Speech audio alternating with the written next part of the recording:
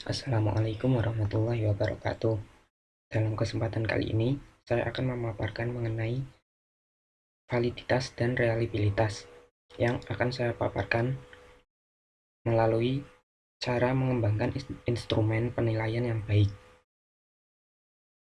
Dalam mendapatkan data dengan tingkat validitas dan reliabilitas yang baik, diperlukan adanya suatu instrumen atau alat ukur yang baik. Azwar pada tahun 2011 menyatakan bahwa kriteria alat ukur yang baik adalah valid, reliable, standar, ekonomis, dan praktis. Sedangkan menurut Gronlund pada tahun 2009, karakteristik utama yang harus dimiliki oleh sebuah alat ukur adalah validitas, reliabilitas, dan tingkat kegunaannya. Menurut Setiosari pada tahun 2013 menyatakan bahwa validitas dan reliabilitas merupakan hal-hal yang perlu untuk diperhatikan dalam membuat instrumen. Instrumen memiliki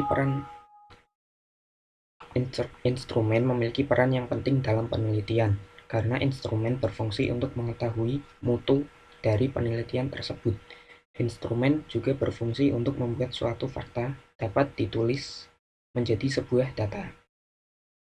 Data yang diperoleh akan sesuai dengan fakta yang ada apabila instrumen tersebut valid, reliable, memiliki tingkat kesukaran tinggi, dan daya pembeda yang baik.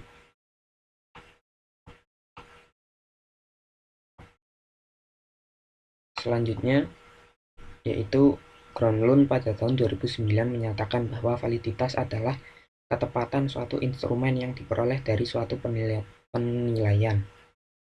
Menurut Azwar pada tahun 2010 menyatakan bahwa validitas berasal dari bahasa Inggris, yaitu validity, yang dapat diartikan dengan ketepatan suatu alat ukur dalam pengukuran. Allen dan Yen pada tahun 1979 menyebutkan bahwa validitas dari suatu alat ukur diartikan dengan kemampuan suatu alat ukur untuk mengukur apa yang seharusnya diukur. Selanjutnya yaitu tipe-tipe validitas. Terdapat 3 tipe validitas, yaitu validitas isi, validitas konstruk, dan validitas kriteria seperti yang disebutkan Allen dan Yen pada tahun 1979. Validitas isi suatu tes menelusuri seberapa jauh suatu alat ukur mampu mengukur tingkat penguasaan terhadap isi materi tertentu yang seharusnya disampaikan. Selanjutnya, validitas konstruk adalah validitas yang menelusuri seberapa jauh butir-butir suatu alat ukur mampu mengukur apa yang seharusnya diukur sesuai dengan konsep yang telah ditentukan. Validitas yang ketiga yaitu validitas kriteria, atau bisa disebut dengan validitas empiris, yang berarti bahwa validitas ditentukan berdasarkan kriteria internal maupun kriteria eksternal. Kriteria internal adalah instrumen itu sendiri yang menjadi kriteria, sedangkan kriteria eksternal adalah hasil ukur dari instrumen yang menjadi kriteria eksternal. Selanjutnya yaitu reliabilitas.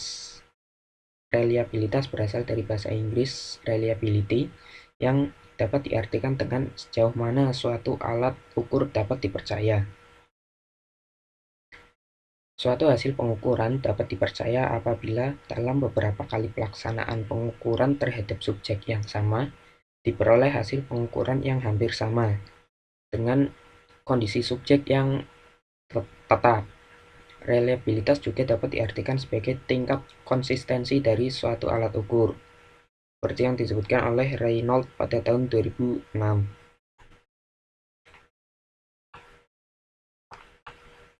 Selanjutnya yaitu tingkat kesukaran. Tingkat kesukaran adalah persentase yang dimiliki oleh peserta tes untuk dapat menjawab benar suatu butir soal.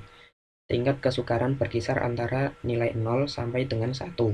Semakin besar nilai dari tingkat kesukaran menunjukkan bahwa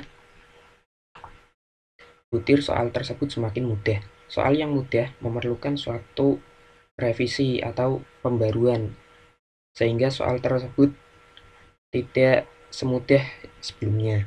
Apabila tingkat kesukaran suatu butir soal bernilai 1,0, berarti semua peserta tes atau subjek dapat menjawab soal tersebut dengan benar. Selanjutnya yaitu daya pembeda. Daya pembeda adalah kemampuan butir soal dalam membedakan antara siswa yang telah menguasai materi dengan siswa yang belum menguasai materi yang disampaikan. Daya pembeda memiliki indeks yang berkisar antara negatif 1,0 sampai positif 1,0. Semakin tinggi daya pembeda suatu butir soal, semakin baik pula butir soal tersebut. Selanjutnya, suatu tes pilihan ganda dapat dilengkapi dengan jawaban yang mengecoh atau biasa disebut dengan distraktor. Distraktor atau pengecoh ini berfungsi sebagai pengidentifikasi peserta tes yang memiliki pemahaman materi yang baik atau tinggi. Pengecoh dapat dikatakan efektif apabila hanya dipilih oleh peserta tes dengan pemahaman yang kurang. Namun, apabila banyak dipilih oleh peserta dengan pemahaman yang baik, berarti pengecoh tersebut tidak berfungsi sebagaimana mestinya.